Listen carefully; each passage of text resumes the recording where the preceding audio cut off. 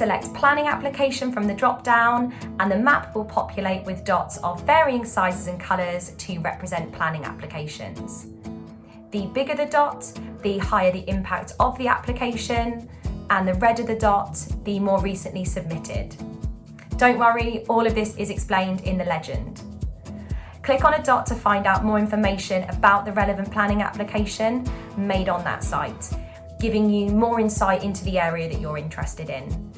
You can click on the full application, which you can access via the planning portal. You can find the planning search on the left-hand side. Use this search to look for applications of interest to your project. For example, you could search by use class, an application type, number of units, and also date received. The search will scan the visible map area.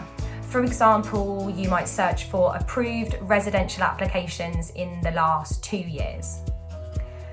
Unlimited users can then set an alert to be notified when an application is submitted or there's an update to an application of interest. These are essential for making sure you are first off the mark.